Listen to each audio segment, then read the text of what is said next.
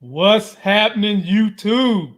You're in the building with the Life Gain Avengers current culture. It's your boy Lamont. It's your boy Larry. My brother Larry. Conda forever, baby. How you feeling? Wakanda forever, man. Wakanda forever, man. I'm feeling all right today. You know, I've been trying to get my hustle on and make a bunch of videos because I have a ton of stuff to get done. I feel like I've been fairly productive, so feels pretty good. I still have a ton more to do, but even when you have a lot to do, it feels good when you're at least being productive. So yeah, of course, you know, of course. Of course it does, man. Because I mean, you know, you're a productive brother. You wouldn't be where you're at right now if you didn't find ways that when they put you in a squared circle, you figure out how to make it a real circle. That's what you do. Yeah, man. That's how you do it. That's what you got to do. That's how you do it. So, ladies and gentlemen, get yourself up out of that mess. Right. We're supposed to have a special guest on today that is going to tell us about the movie theater experience. He's also going to tell us about 2 movies. Hopefully he'll show up. Maybe we got our times misconstrued. If he doesn't, we still got other stuff we're going to talk about. We've got the boys. He's alive, man. He just sent me a message earlier today. We've got the boys season 2, episode 1. We got to discuss that. This show is good, ladies and gentlemen. I mean, I wish they would have more than just a handful of episodes. I wish they would do a 15 episode season. We're going to discuss I wish they would do a straight network 24 episode season, man. Straight network, man. Day, they used to do 24, then they cut to 22, and then they went 20, and now the cable networks do 10. Some of them do 8. Oh, hold on. There he is. Oh my God. There he is. I don't want to catch anything. It's our big brother, Brandon. Brandon, before we even start, my brother, Wakanda forever. Yes, sir. I just got to hit you with it. Got to hit you with definitely. it. Just got to hit you with it. Wakanda forever, definitely. Yes. I've already given the people the rundown of what we're going to do today and why you've decided to bless this channel and come back and let us know how you're feeling, what you're thinking, and everything that's going on. And if you guys haven't seen my man Brandon, this is B. Avery. That's what I call him. He does just my opinion reviews. His link is in the video description. He's funny as hell. He's the only reviewer you will ever see take one for the team. And if a movie sucks, his ass will drink bleach on the screen.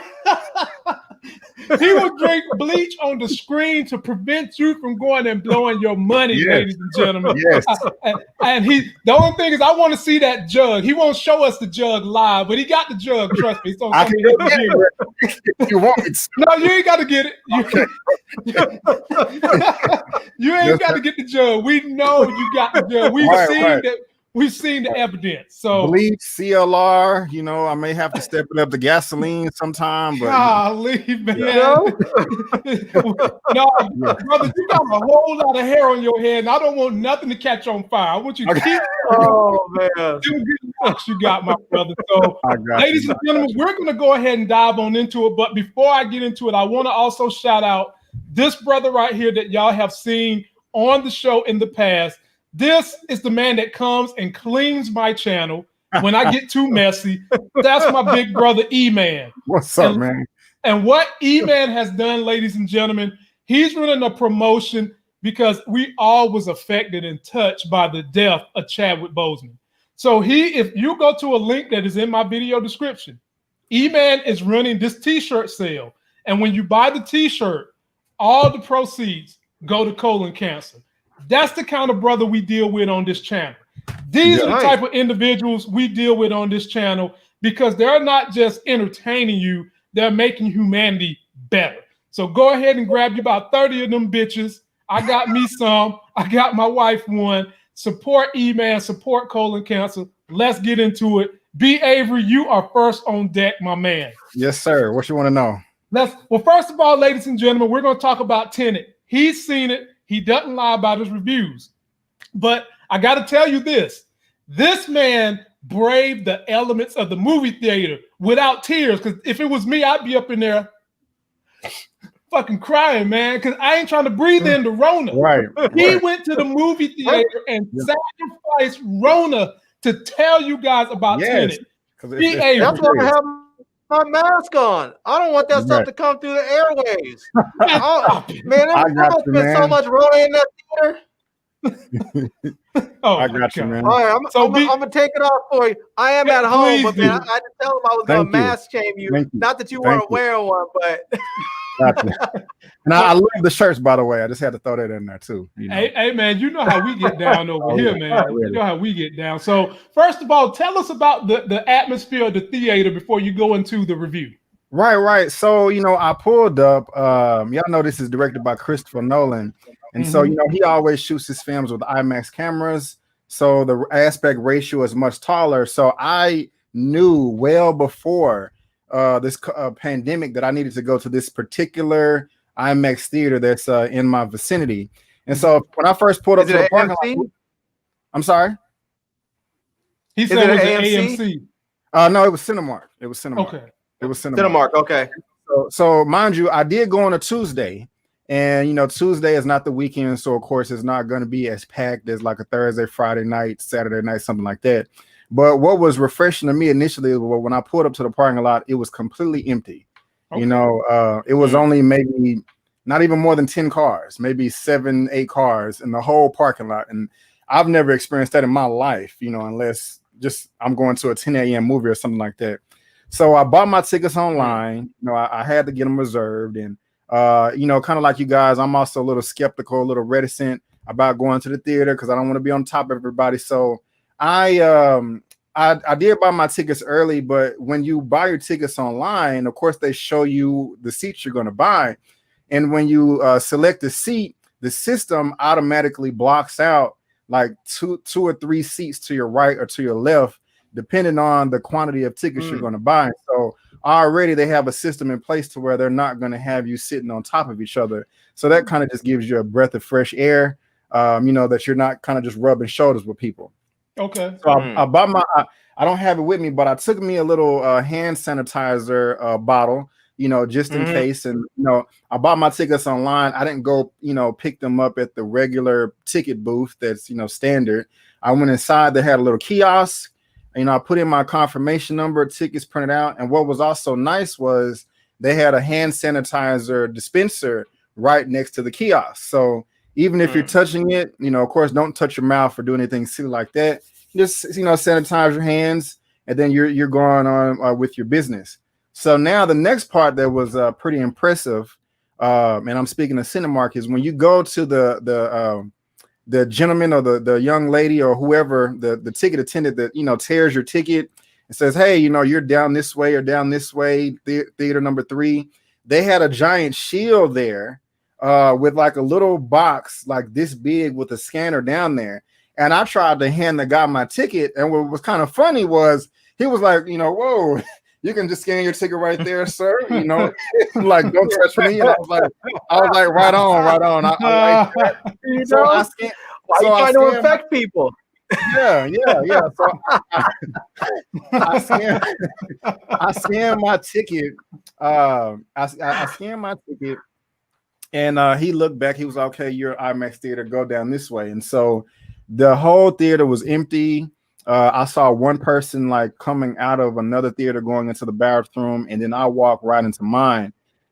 So this theater probably had at the very least 400 seats, and there were probably 15 to 20 people in the whole theater, but everybody was spread out. I was on the far back row, third seat from the aisle, and there were people on my row, but they were at least 10 seats to my left. So, there was no way I could have touched them. The row in front of me was completely empty. And then there was some people spread out on that row. And then the row in front of that was completely empty. So they were basically like skipping rows. Like, it was like, on one row, you got people on the left, the middle, and the right, then skip a row. Left, middle, right, skip a row. Left, middle, right, skip a row. So to be honest with you, if you're thinking about going to the theater and you're kind of on the fence, like, hey, I don't know what I want to do. If you're in this type of scenario right here, I mean, I don't want to just say it's golden, but I think you can get away with it. Now, there were a few things that did rub me the wrong way. When I initially walked in doing the previews, I saw two people. There was a couple. They had their mask on.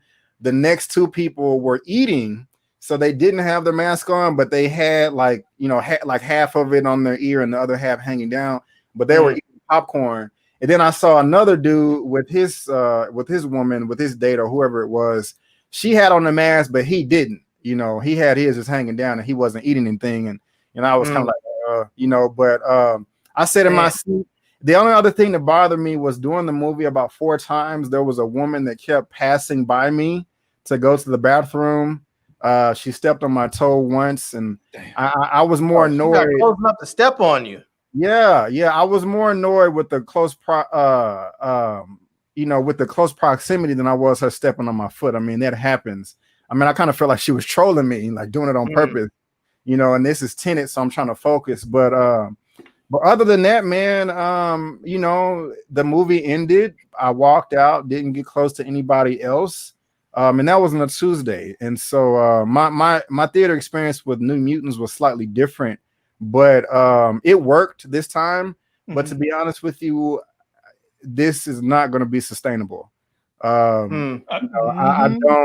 I don't see this happening 6 months from now. A lot of people will lose money via the studio and the theater. So, I just don't know how they're going to swing this on the long term. Unless some type of vaccine comes that actually works, that people feel comfortable with. But I was, other than the woman stepping on my toes and crossing over me 4 times, I was pretty comfortable.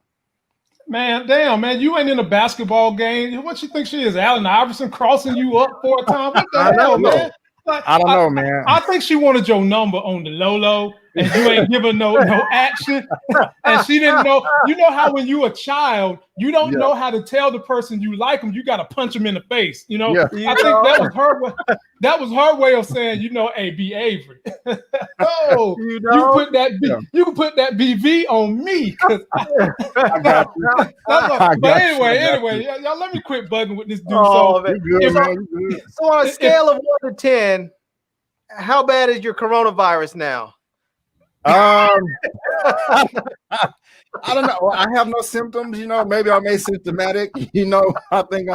I think I'm good though. I think I'm good. Can you still smell stuff? I can still smell stuff. Smell stuff. Yes, all sir. right.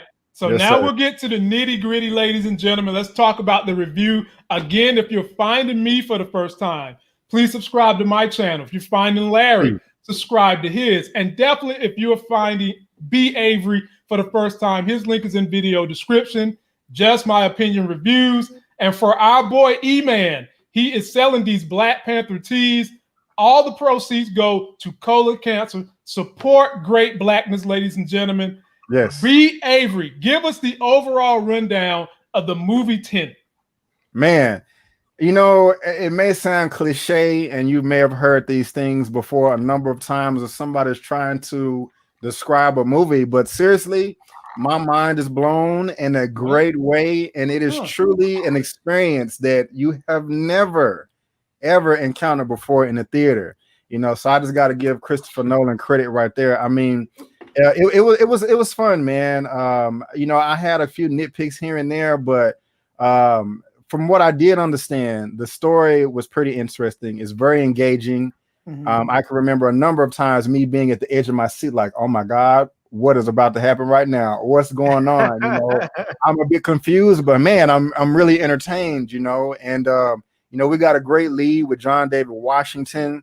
The next Black Panther, baby. The next Black Panther. Is that who they're talking about? I couldn't. I wouldn't argue with that. I wouldn't argue with that. But there's no need to have a next Black Panther. They already have the rightful ruler of Wakanda still out there. God, man, look, man. I'm just saying. Man, damn it. I was supposed to be Avery. I was supposed to have burned this, but I ain't burned it. Yeah, I'm burning it after this week, and we're not gonna have this no more. Hey, go ahead and burn all that. My king, we cannot do that. It is our tradition. When I tell you to do something, I mean that shit. Burn it all.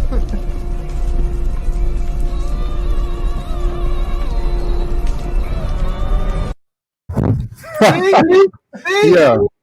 And he's T'Challa's cousin too? I'm just saying. Yeah. We gotta keep his family. It would be nice if he came back, but we'll see. We'll see. So But anyway, if anybody, another thing though, if anybody is a James Bond fan, you'll love this film on default because, with James Bond and Christopher Nolan, they're both being British or whatever. He's a big fan, and there was a lot of elements of James Bond throughout this, especially with John David Washington. I mean, Really? he really is. It was a ton of James Bond vibes. I mean, probably better than just James Bond himself, that persona. Well, I mean, what do you expect from a smooth ass brother who is the son of an Academy Award winner on top of that? Come on, don't say Academy Award winner, man. Say two-time Academy Award winner. Two-time back-to-back Academy Award winner. The brother was smooth, man. It was just effortless. I mean, he was born to do this, and I loved every moment of his performance. Some of his motivations in the story kind of like rub me the wrong way, and that doesn't have anything to do with him. That just has to do with the writing. Okay, like, why are you so passionate about this character right here and trying to save them, and you don't know them? It was kind of annoying, but I don't want to get into any spoilers. But sometimes with these big blockbuster films, there's like these subliminal messages that they kind of throw in, kind of like we saw. Did y'all see the latest Star Wars trilogy with John Boyega? I forgot his character's name. He was like obsessed with Rey, and that kind of it's just like it wasn't to that degree. But there was something about his character in this where it was little sprinkles of that. So that's a little knock right there. But that time inversion, bro, like, man, I still don't understand it completely. And I do want to go back to the theater. I'm gonna have to pick a time where it's empty to take it in all again. But it was breathtaking, man. Like really next level stuff right there. Kind of like I don't want to say as shocking as The Matrix in '99, how that kind of blew everybody away, but it was close. It was close to where you're just like, what is that's a big statement, man, because The Matrix was some next level stuff at that point. Yeah, man. That was The Matrix was revolutionary when it came out. So let me ask you from a technical standpoint.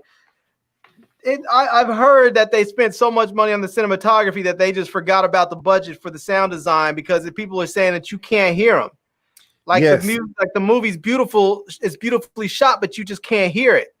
That was my number one gripe, man. That was the next thing I was about to say. It's like, the score is great, and the sound effects are nice and tight.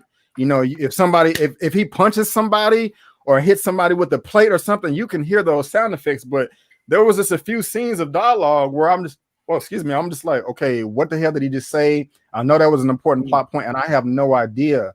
There was also one scene where they were on a boat talking about something that you knew was important. In every Christopher Nolan film, you do have to pay attention to every word, every syllable. But it was just like, you just couldn't understand what they were saying. So that was kind of annoying. Unfortunately, Nolan is known for that because, like the Dark Knight Rises film, I don't know, like before it came out, he released like the intro of Bane, that scene, and so many people were complaining about like, hey man, we can't understand what Bane is saying, so we had to go back and like redub it. So even today, if you go like after this, if you go watch the Dark Knight Rises, you can tell that Bane's voice was recorded on a different stage or something like that. It's kind of distracting. I mean, it's really disappointing that this film is like a $205 million budget. You're doing stuff like T2 and The Matrix with all this technology, having characters fighting each other, one going forward and one going backward at the same time. I mean, like seriously out of this world stuff, but you can't get the sound right. Yeah, it's like crazy. Yeah, it's kind of like having a tux with no shoestrings in your shoelaces in your shoes or something. It's just like, really, bro? I don't know. Damn, better not be trying to go dunk on nobody. I mean, Lord. So I want to ask you this, and then we'll scoot on down the field to the next movie we want to talk to you about. I have one more question for him after you finish up too. Okay. Do you? considering you did say it was an enjoyable experience for you, Yes. do you like the cast? Do you like the interaction between the cast? And what is the overall narrative for the movie? I love the cast. Everybody did a good job. Especially Kenneth Branagh. You know, he was a true villain that I was afraid of. You know, I was like, damn. He just was like, he just didn't waste any time. He's like, dude, if you cross me, I'm gonna kill you. You know what I'm saying? Just straight up. You know, his motivation, was like, you know, his presence was scary, but his motivation was weak. In my opinion, you know, I mean, now there could be that I possibly didn't fully understand the plot. You know, but the overall narrative, you know, is just they're just trying to prevent World War III. It's kind of, I mean, you know, this dude Kenneth Branagh is butthurt, and he's wanting to take it out on everybody. And and this is not a spoiler because this is in the trailer. He's teaming up with people in the future to bring the to just kind of to bring the world to an end.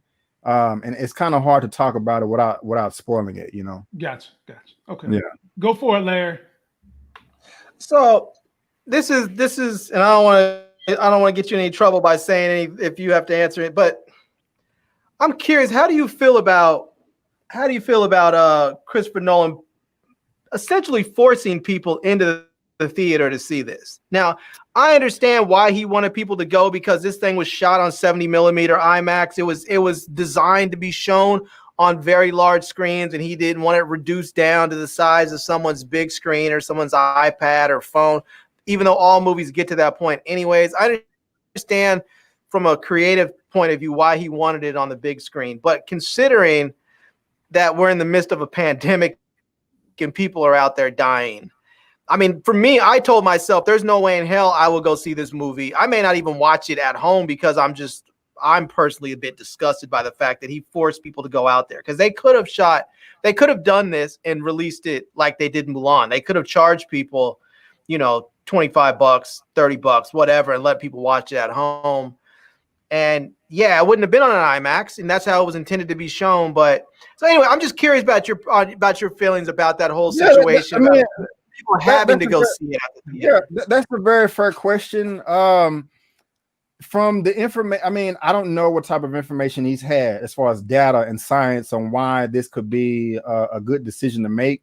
But overall, I don't like it because you're putting people at risk, and it could have waited. I mean, throughout Hollywood, there are tons of films repeatedly. It's a standard procedure that are shot, and for whatever reason has to be sit on the shelf for a few 6 months, 3 years, or something like that. So the next one we're going to talk about is a situation like that. This could have waited until next summer. I understand, like, this is a passion project of his, you know, and you want to get it out. You've worked so hard on it, etc. But it doesn't matter if it doesn't make money. And I just don't see this film making money right now, especially with the budget. I mean, people are not just going to go back to the theater. So, I mean, it's a bit. It's a bit irresponsible, to be honest with you. I mean, it didn't have to come out right now. And then it's not like this is some small, you know, indie romantic comedy or something like this. This is a giant blockbuster, one of, you know, some of the biggest, potentially a $1 billion film. And, you know, you have this cast, you have, you know, I mean, the director himself is more popular than the cast. So it's not like people are not going to show up. So he could have waited till at the very least of March, you know, to where I don't want to get too political, but, you know, we'll be in a different administration with different guidelines and rules, and he could have waited. He could have waited. So I'm curious because, you know, like you said, he could have waited. I think he should have waited. And do you think it would have been, well, do you think this movie would be a big, potentially $1 billion movie if they had released it without a pandemic? And the reason why I wonder is that with there being so many theaters closed, the number of people being limited in each theater, the likelihood that they're ever going to reach that level of financial success with this movie, in the theater seems just highly unlikely.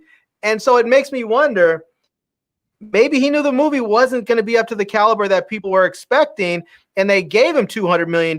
So if he forces it into the theater and it tanks, he can go back and say, well, it would have done better, but it was the pandemic. How could I possibly have done the numbers that you expected when they were only allowing 25% capacity? And that was at max, and people weren't showing up because they were scared. It wasn't the movie. It was the situation at hand. And I'm wondering if he knew the movie wasn't up to par. I don't know if it is or not, but I mean, I wonder. That's what I'm wondering. You know what they call that in the political spectrum? They call that plausible deniability.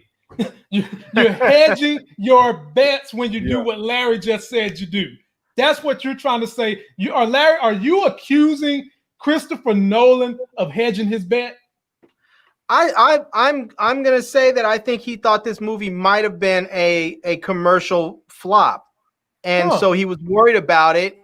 Really? And forced the release of it in the theaters, because if it turned out to be a flop, then he had a good excuse that he can go back and say, and when his financiers and everybody else are upset that they're not going to recoup their $200 million, he can go back and say, look, it was the pandemic, But if it happened somehow to do great, then he can sit up there and boast and say, oh, look at me, in the middle of a pandemic, I'm still making you money, my movies are still bringing people in.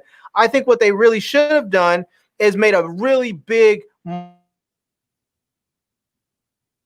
ahead and let people have it for 15, 20 bucks and see what it does, and just see what it does. I don't know. I mean, it's possible. I don't think I would go that far. I mean, because in my opinion, he hasn't had a film that was just horrible. Maybe he had some thoughts like, okay, maybe this isn't my best, because it's not his best film. It's not his worst film either. It's definitely somewhere. I mean, he did some things within this film that no one has ever done before, but I don't know if I would say that he didn't think it would. He probably said, okay, maybe it may not make $1 billion, but I don't think he ever, felt that, okay, this is not going to be successful. But it's just unfortunate, man. The way it turned out, because this was my most anticipated of the year, and really, it's not getting the attention that it deserves, in my opinion.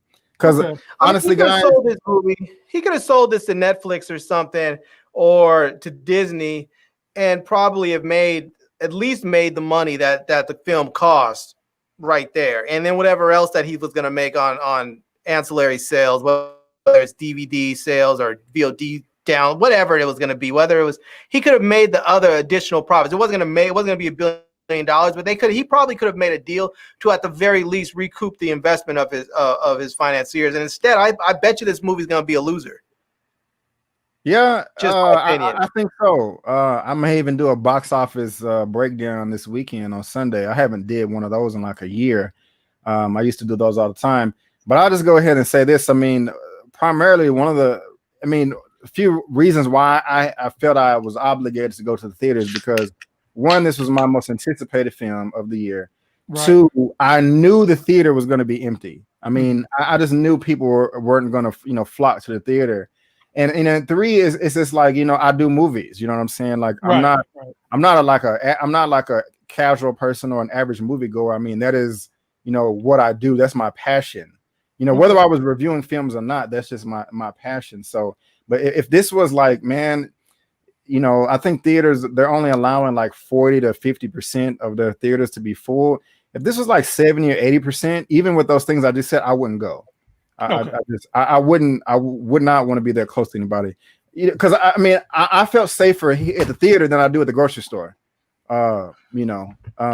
Just how close I am to everyone around me. Here's my concern with this, is that movie theaters, they may start off right now with you know, 10, 15 people in there, maybe on a weekend, maybe with a place that has 400 seats, maybe you end up with like, 75 in there. But as we have seen with airlines where it's only supposed to go 20, 30% of capacity, or they're supposed to leave all the center seats open. And then all of a sudden we start seeing all these photos where the flights were all fully booked and people were jam-packed in there. And after you get all those people in there, people aren't wearing masks. They may wear a mask to get on there, but once they're in there, they stop wearing them, and you can't go constantly back and try and enforce that. I'm afraid that if people get the feeling that movie theaters, oh, look, there's only a few people in there, we can sneak in there and see a movie without anybody in there. The next thing you know, the movie theaters will be packed again, except they're not going to be safe because because I think what happens is right now, when the theater owners are trying to entice people back, they enforce these strict safety, measurements. So these 6 straight safety protocols to try and make people feel safe. But as they start to feel the pinch, when they really realize, crap, we've been back open for 6 weeks, for 8 weeks. We're paying our employees and we're not turning a profit. We're operating at a serious loss right now. All of a sudden, they're going to start increasing that capacity. Oh, yeah, this big movie's coming out. We're going to allow 75%.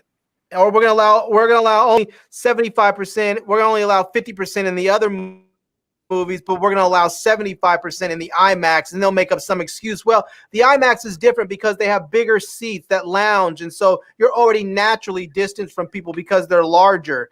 And then the next thing you know, you have a damn super spreader event. Yeah, and that's a fair assessment. Because I'll comment more on this when we talk about New Mutants, because that theater was designed completely different from this one. But as you were talking, I just looked this up, and this is pretty important. There's, usually, the Cinemark that I went to is Cinemark 17, so it has 17 screens. However, right now, there's only 3 new release movies in the whole theater. So, in the whole building. So, if you have Tenet, okay, if one auditorium is only at 40-50% capacity, even 30, you can put it on 10-11 screens or whatever to spread it out that way and still possibly recoup funds. I remember someone mentioning that a while ago, another pundit online, but that may work to where everybody wins. But I mean, we're still playing with fire here, because the longer we kind of, put our toes in the water, is prolonging this whole thing. I mean, like everybody, I want to put this behind us, and the best way to do that is to shut everything down. But at the same time, that's kind of selfish for me to say because people got to work. So I don't know, man. B. Avery, it's not selfish to do what has worked in other countries. You shut it down and you have your government pay people. That's the point of the government working for the people. You're absolutely right. China, they shut everything down. They paid people to stay home. They did it in Europe, and they have got some of the best COVID-19 results. You're right. I cannot argue with that. I cannot argue with that. That movie, and I get that these filmmakers want to see their movies on the big screen. I mean, that movie, I can't remember the name of it, that Tom Hanks recently put out about the World War II, naval captain. Greyhound? That was out there. Greyhound. Huh? I think it was Greyhound. Yeah. Movie, I can tell, like, it wasn't the best movie at all. It was not the best movie, but the cinematography in that movie was beautiful. It was shot wonderfully, but the movie was crap. And he was talking about he was saying he said he was really disappointed because he wanted that. You liked it? I thought it was it's all good. I thought it was okay. I'm in between both of y'all. I thought it was okay. It wasn't the best, but I was a photographer. I loved watching. I loved visually watching it, but I was like, that movie just was seriously lacking in so many areas, But he said he wanted to see it on the big screen. I can understand why, looking at it visually, why that should have been on a big screen. But at the same time, I mean, you recognize that it's probably wouldn't have. It's just not the best time to put that on the big screen. And to be honest with you, I don't think that movie would have been commercial success anyways, because it was kind of garbage. You know? Yeah. I mean, besides it being like if you want to look at a movie that was visually beautiful, a war movie that was visually beautiful and was great, was like 1917. That movie was great. God. Yeah. It was beautiful.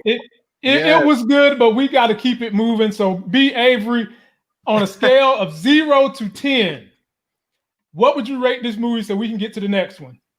Oh man, Tenet. 10 being best, 10 being perfect, 0 being complete flop. You need to pull out your jug of bleach. In my review, I didn't give it a rating because I said I got to think about it, but I said that I got to give it at least a 7.5. I'm gonna give it, man. I give it an 8. Okay. All right. And I'm taking 2 points away for forcing people into the theaters. That's a 6. Damn, man. See, God, this guy. Oh my Lord. Yeah. We're moving right along, ladies and gentlemen. Got to be more careful. It's New Mutant time. Christopher Nolan, if you're watching, come on, bro. I would happily give $19.99 to go watch that at home. You don't need to force people into the theater. Not yet. Not yet. Yeah. Either that or push it. Put it on the shelf and wait. We're going to have a whole nother conversation about the dynamics of the movies and why they're pushing them. But for now, ladies and gentlemen, it's New Mutants time. Me and Larry was arguing that they should have dropped that on Disney Plus. And we've got the man here who sacrificed himself to go see it. His name is B. Avery. And if you're finding any of us for the first time, subscribe to my channel, Larry's channel, B. Avery's channel. It's called Just My Opinion Reviews. Links is in the video description. And if you're still sad about the death of the first Black Panther, T'Challa, you can go get this nice t-shirt done by our big homie E-Man, and all the proceeds go to colon cancer. Having said all those things, B. Avery. They can't even make another New Mutants now that they waited so long to put it out. All the kids are like 30. I mean, they made that movie in like 2016 or something. Yeah.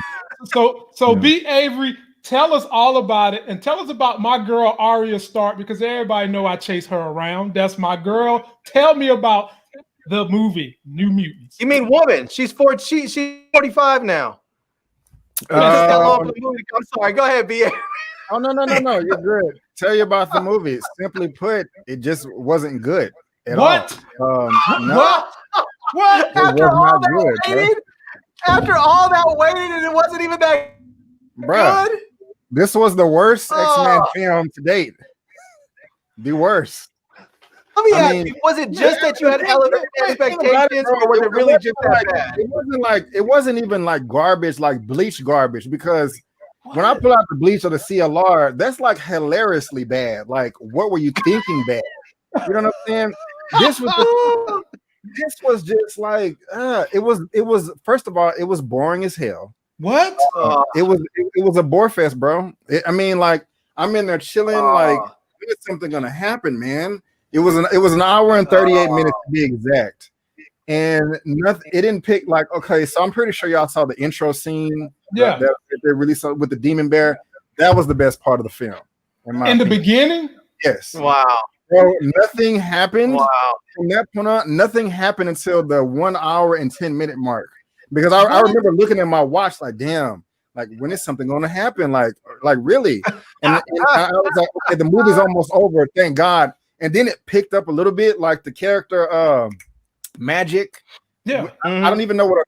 We are comic book fans. You know what I'm saying? We pay attention. Right. I don't even know what her power is. You know what I'm saying? And I got the Marvelous Encyclopedia downstairs. I got 3 editions. And I'm just look. I got one too. I should go get mine. Man. Yeah, you know what I'm saying? Really? I like that. Well, that's a DC version. Is that anyway? But bro, it was it was boring as hell. We were just talking about how well the cinematography was in Greyhound 1917 and also Tenet. Dude, it looked like no, don't say it. No, it looked like they colored this film with like a dried up color markers or something. You know what I'm saying? Like it was dull, it was bland. The characters were not interesting at all. Not to me. I'm trying to think. I got it. Let me look at the cast list. No.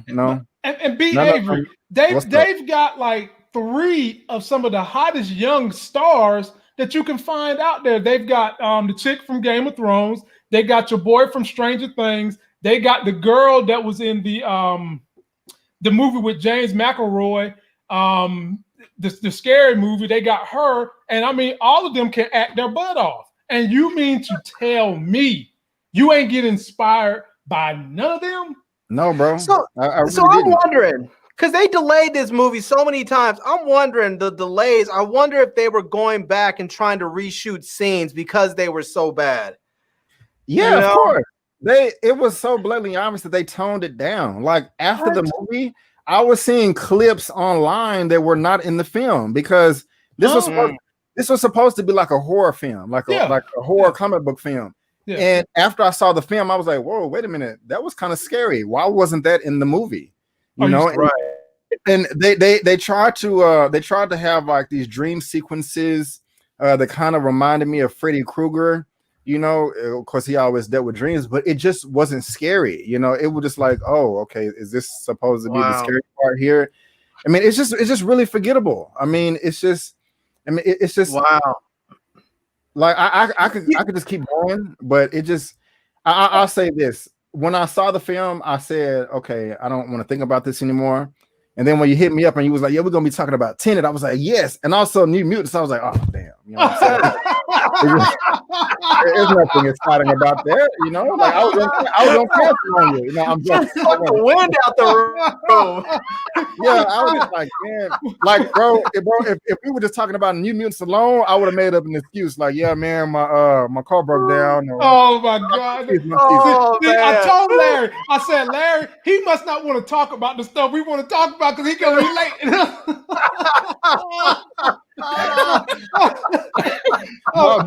Wait a minute, man. Wait a minute. Look, man. Look, we've got to treat you like I'm an investigative reporter. You're the movie expert. Because there are some things I got to know, man. Go ahead. Me and Larry said, why not just put the movie on fucking Disney Plus in the first place? And we talked about how Kevin Feige came on and said, ooh, he sat through the reshoots and he wanted it to be this, he wanted it to be that. So my question to you is, when you watch that film, do you honestly think Kevin Feige signed off on what you saw? No, I think he did. I think he looked at it and was like, and just like, I don't give a crap. Just throw it out there. I didn't have nothing to do with this. I mean, no, I don't. I really don't. And the thing is, it could have been better. You know, I mean, sometimes when you're watching the film, you can tell that some things are left on the cutting room floor. You know what I'm saying? Right. And you know, since this has been promoted for so long, I mean, you know, we look at trailers more than the average person. It's like, wait a minute, they didn't use this scene, they didn't use that scene.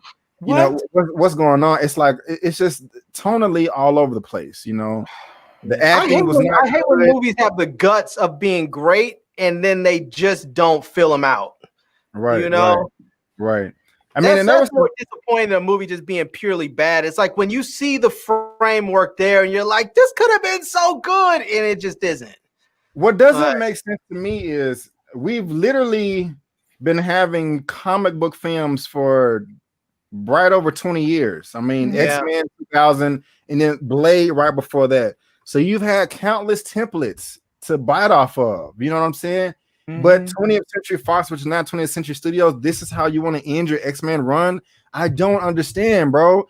It's just beyond me. I mean, it's like with 20th Century Fox, which is no more, they would have a good X-Men film and then crap, then a good X-Men film and then crap, then a good X-Men film and it's just crap. You know, like how do you from Days of Future Past to Apocalypse? My god.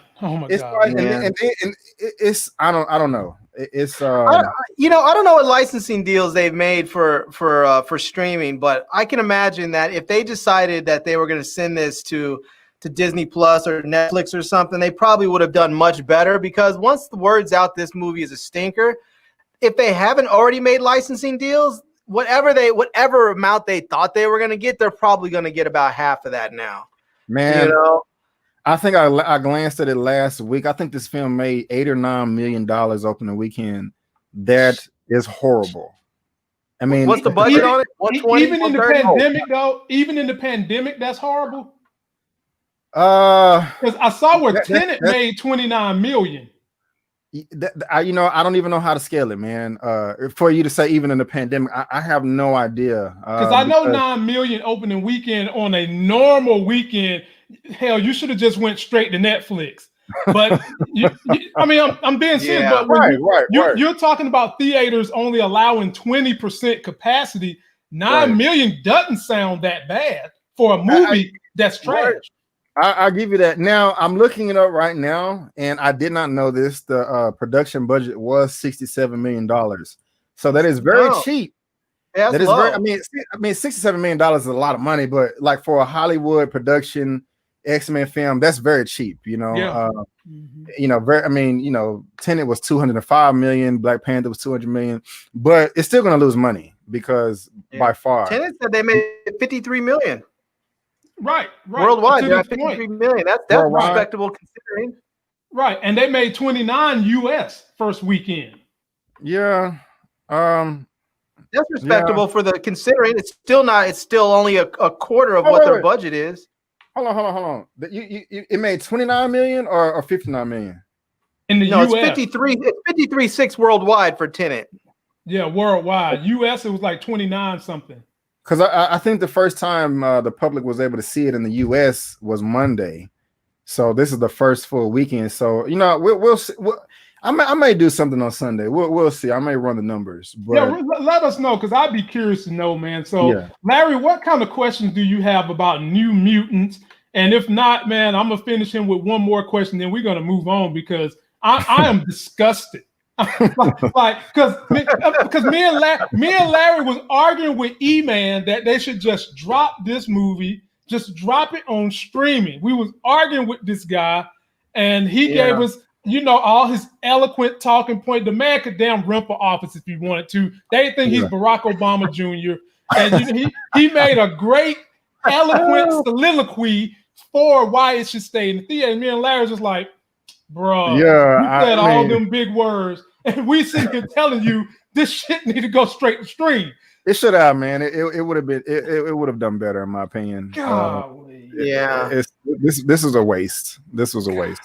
So, and what's funny is that some of the movies I feel like that have been on streaming, some of them have been some really garbage movies. I feel like they've been dusting off some old stuff that was shelved and was probably never going to see the light of day. But now that they're running thin on content, I feel like they're dusting some of this old stuff and putting old stuff off and putting it out. And a movie like this, where the expectations, I think, for a lot of people are already pretty low for what they're going to get on streaming, I think probably would have done better, and people would have felt like the movie was a little bit better. Because I don't know about you, if I'm sitting there and there's a long gap between when there's the first action and the next action, if I'm sitting on my own couch with my laptop in there and fiddling with my phone and scratching my belly or something, it's not going to be as uncomfortable. If I'm sitting up there with a doggone face mask in the middle of a pandemic, I'm going to be like, hurry up and get to some action.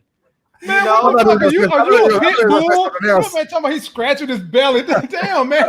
Are you going to say something else? I was, and I had to roll it back. I was going to say something else, but I had to roll it back. This dude, man. And belly was the next thing that I was like, okay, let me go north a little bit. Belly, okay. Thinking of belly.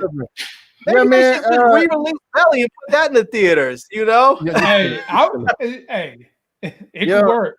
I mean, and it's just the convenience of being at home, people got their libations, whether, what part of the country, and you got some things that are legal and stuff, that you can, partake in, and it's just a missed opportunity, the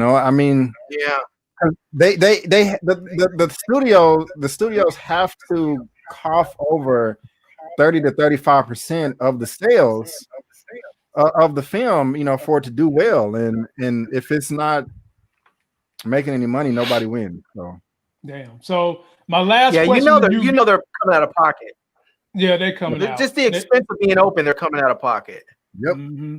So B. Avery, before we move on, and you get to sit back and listen to Larry, what could be more scary on a Friday night than giving Larry the wheel to this life gain truck. But what I'll ask you to move us to the next subject. Rate this movie, 0 being you got to bring out your bleach, 10 being it was great. New Mutants. I give it a 4. 4 out of 10. Ooh.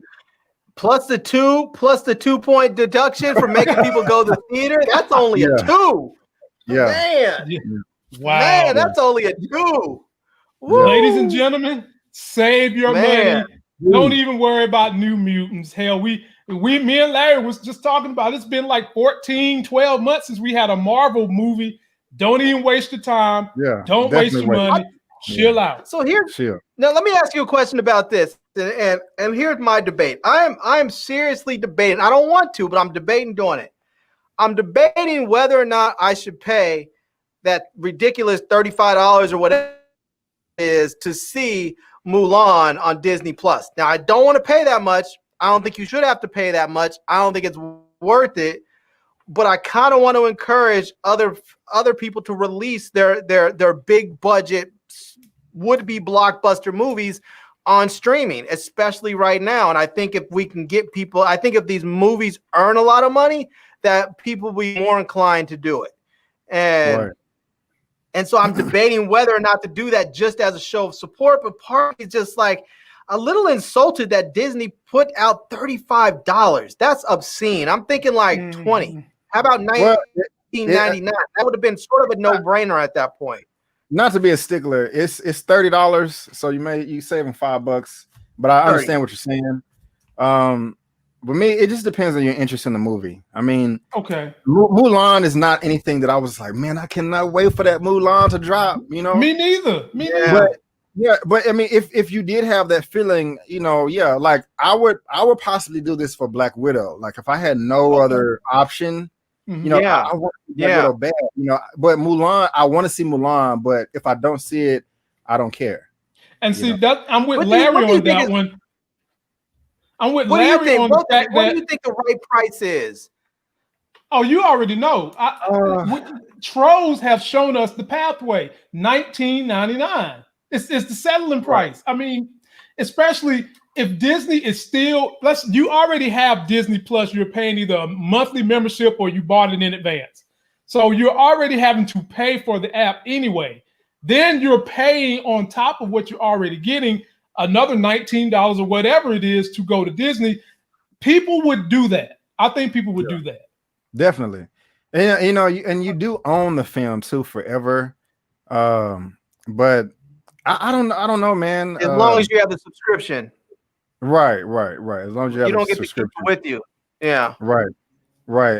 I mean, $20, cool. But studios will lose a lot of money that way. It's just unfortunate, man. Like we have all these new variables, and I mean, me personally, I just don't know how to analyze it the right way for it to make sense around the board, Right. But $30, I'm not gonna pay $30 for Mulan. Me neither. My wife wants to see it. Yeah, but behaving if you can get the data. Here's the tricky thing, right? Go ahead. I was going to say, if you can get the data on Sunday, shoot us a message and let us know how much is made if you can find it by Sunday. How much Mulan has pulled in since they started last night. Right. I definitely will. I don't know if y'all heard of the numbers.com, the-numbers.com. They may have that information, but we'll see. Okay. I'll tell you. I usually go to Box Office Mojo. Yeah, that one too. So this is the thing that's curious for me with that. This is the thing that's curious for me with that is that they say that you get to keep the film for as long as you have the Disney subscription, which is kind of silly because the movie supposedly is going to be released to all Disney Plus subscribers in December. So Correct. It's like, you own it from now into December because after that it's just a regular Disney Plus, offering, which is, I mean, I guess in some respects it's nice. It's better than having the typical rental where you have 24 or 48 hours to watch it from the moment you start watching it. But I mean, it's sort of silly. Oh, you get to keep the movie as long as you have your subscription. It's like, yeah, but in December everybody gets it, so it's sort of less lowering the value of it. So, yeah, you're not wrong. You're not wrong. So, and if you like BitTorrent, you can watch it already anyway. Hey man, damn it, man, stop it, man. Moving right along, B. Avery, sit back, relax, throw your feet up, and put on your seatbelt. We're about to give Larry the keys to the car because, ladies and gentlemen, we're getting ready to talk about the very first episode of season 2, The Boys, on Amazon, and we're going to let Larry do the lead in. If you're finding us for the first time, please subscribe to this channel. Subscribe to Larry's channel. Subscribe to B. Avery's channel. And we have a special guest in the comments section. My man, Level by Level Gaming, what's up? Subscribe to his channel too for all the latest and greatest in gaming. I need to ask him about that Avengers game in the first place. So, Larry, the floor is yours. Amaze me and B. Avery. Give us your rundown of The Boys Season 2, Episode 1. Well, I have one question right out the gate. Oh boy, and it's probably not going to be politically correct. But God. What I want to know is did Starlighter, did she go and move to Dominican Republic and get on their diet and start eating some rice or something? Because I mean, is it just me? There's a whole lot of ass over since last season. I'm not even joking at this point. I was watching. I was like, I don't remember all that last season. I mean, I know she's got those extra high heels on and the platforms helping boost it up a little bit, but I was like, well, damn, you know, she had a document from. Or they put some extra plastic back there, like your girl, Miss Anthony. Something, I don't know, man. She was looking a little K. Michelle-ish over there. I was like, well, damn, you know. My. Okay, so obviously, her new look was such a distraction for Larry that he probably couldn't focus in on the story. Larry, tell us the story. No, it is very interesting. They're starting off with some very cool things that are happening, like Homelander is, Homelander knows that he has a child, and so now he's up there dealing with that, and he seems like, I haven't seen all of them. I've only watched the first 2 episodes, but it looks like he's off into full cuckoo mode. They have the new member of the team of the 7 named Stormfront, and she seems like just a straight up badass. And it's gonna be fun to see what's going on with her, because she's one of those types that seems like she just doesn't give a just doesn't care. And the way that she seems to be challenging everybody, it's not like she's challenging people in such a way like just being a jerk. She's just challenging people like, this is stupid. Why are we even doing this? No, that's dumb. This doesn't make any sense. I don't care if this is the way everything's always been done. It's just she seems sort of like a very common sense person that's in the middle of a kind of dumbass world. And so it's going to be, her character is going to be really interesting. What's his name's character is going to be interesting. The Deep, to see how he plays out, because he the Deep. Only on a show like that would they name somebody the Deep, and it looks like we lost Larry in the Deep somewhere. B. Avery. Okay, is he back? Okay, you back? Oh no, we've lost him in the Deep, B. Avery. See, he started talking about the Deep, and then he went and lost in the Deep. Well, ladies and gentlemen, while Larry's getting everything together, first episode was dynamite. It laid down the groundwork for what it is we're going to see this season. If you guys recall, last season was pretty dark, and we enjoyed seeing a rendition of a superhero team that was very, very dark. I mean, and it's the beginnings of the darkness is starting now. However, the team has one person that Larry already told y'all eloquently, but has grown 4 inches, who looks to be like she's going to be infiltrating the team to help destroy the supes. That's what they call these bad superheroes. And the new character they're introducing, Stormfront, her ass is bad. She can take on Homelander, and I'm wondering if they're creating a dynamic where at the end of the season she might split because Homelander is so much of a jerk. Now, B. Avery, have you seen any of the boys? I know you've probably seen last season, but have you had a chance to see any this season? No, sir, man. I am really behind on the boys. I need to catch up. I've heard nothing but good things about it, but with so many episodes, I'm like, man, it just seems like I'm so far behind. But I'll get there. I'll get there. I will make sure that I am caught up before the season is over. So did you at least see last season? Just episode 1. That's it. Okay. Yeah. And I liked it. I liked it. It was different. It was like, whoa, never seen this side of superheroes before. Well, they're assholes. You know what I'm saying? Yeah. So Larry, you'll like it. It's crazy. Yeah. So Larry, finish explaining your breakdown of episode 1 before you cut off. Yeah, I like it. I mean, I like the fact that they have this new woman, Stormfront, that's on there. She seems like she's going to be a challenge for everyone. She's like she's already challenging some of the typical gender biases that they have in there. Like she was making a joke that I often hear, that my wife often makes, about not having pockets in her costume or her uniform. And and so because she had her phone ring in an interview and she picks up a purse and everyone's looking like, what are you doing carrying a purse? She was like, what? Do you see any pockets? Why don't they have pockets? And then she was talking to Starlighter about her uniform and saying she used to admire her, and now she looks like, I forgot the word she used, but basically she was saying she looked like a little, like a little hooker or something, with all of her, her high go-go boots and the little uniform that's up her ass and the low cut everything. And so it seems like they're definitely gonna play to that somewhat. You have the Deep, like I said, he's going through his whole existential crisis, and it looks like he's about to join an organization that looks like very much a joke or a I don't know what you want to call it. They're just sort of, I don't want to say they're making fun of them, but I guess they kind of are, of the Church of Scientology. It's sort of like the Church of Scientology. Yeah, an offshoot of that. So there's definitely some interesting storylines that they're doing.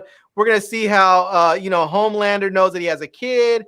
And so there's this whole thing about how he's going to act as a father and how he's going to deal with this kid. It's just, there's a lot of stuff that could be really, really fun dealing with this. I feel like last year they really focused on the whole superhero thing, and that they were sort of, some were good, some were bad, but they were all flawed in their own way. We never really saw our superheroes as flawed. They were always basically perfect in a lot of ways.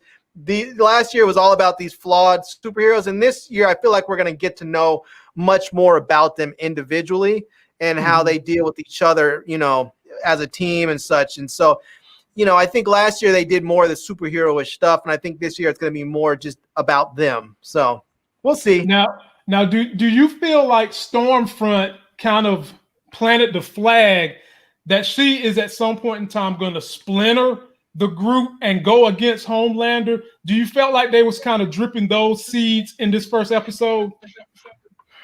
I don't know.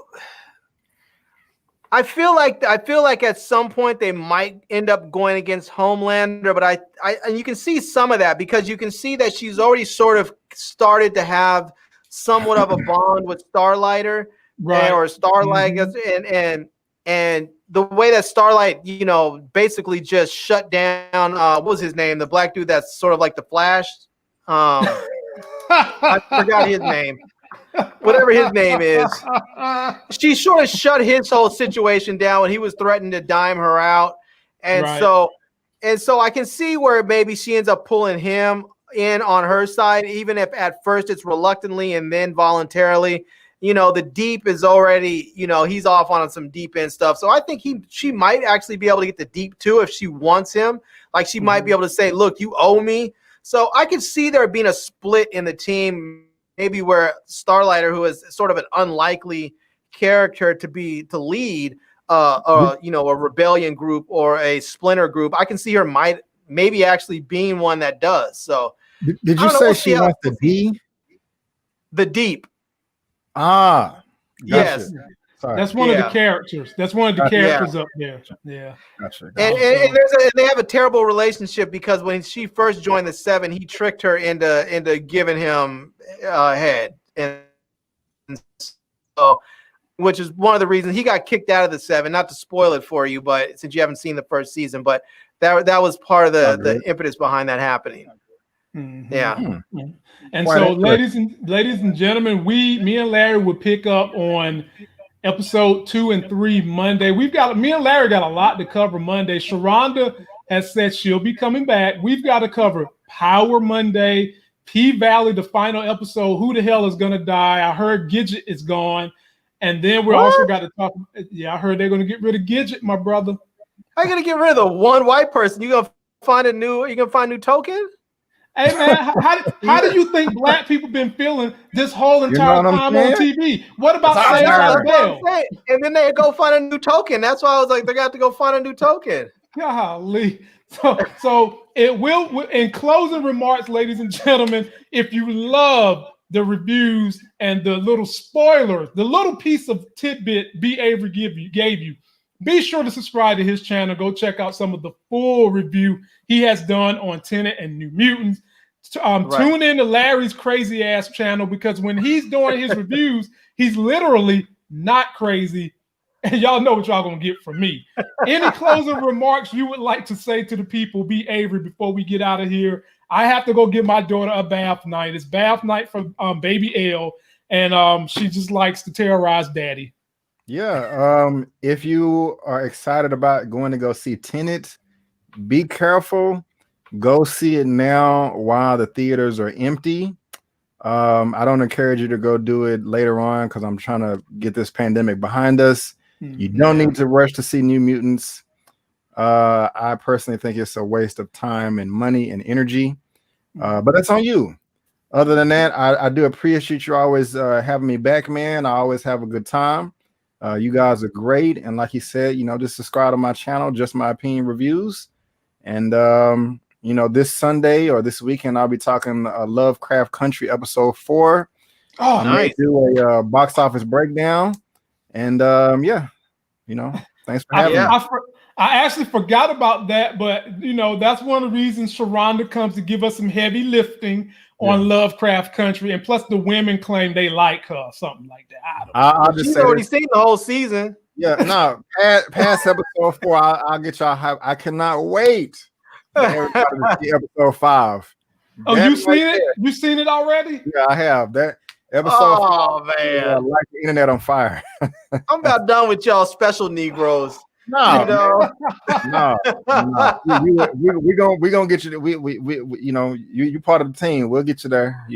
Oh man. Yeah. So I'm just telling everybody when Monday comes, when we do our show on Monday, we have Power, we have Lovecraft Country, we have P-Valley. We have what's the other one we have? We have the other boys episodes. The boy, 2 episodes of the boys. I'm just telling y'all, if you haven't watched it, that's on you because it's gonna be full spoilers. We're going on. We are going in on Monday. So if you haven't watched it, that's on you. Fair warning right now. And ladies and gentlemen, we are liable to have probably some of the old fans that normally tune into this channel wake back up. There was a live stream me and Larry did last year where we had 100 and almost 90 some people on the live chat because we was taking phone calls just talking about Power, and people was calling up here because they loved Larry's obsession, his love affair with Ramona's forehead. They loved everything he used to say about that girl's forehead, from he could go sliding on her forehead to how he could see himself climbing her forehead. They were just loving everything Larry was saying about that woman. All you gotta do is put a little Vaseline right there, and then you can go ahead and fix your hair right there. But she's so beautiful. I'm just saying, she thinks you're gazing into her eyes, and you're just, fixing your do. So, ladies and gentlemen, Mom Diggity. Having said that, don't forget to like the video, comment, subscribe to my channel, subscribe to Larry's channel, subscribe to B. Avery's channel, subscribe to the gentleman that is in the video description link, Level by Level Gaming's channel.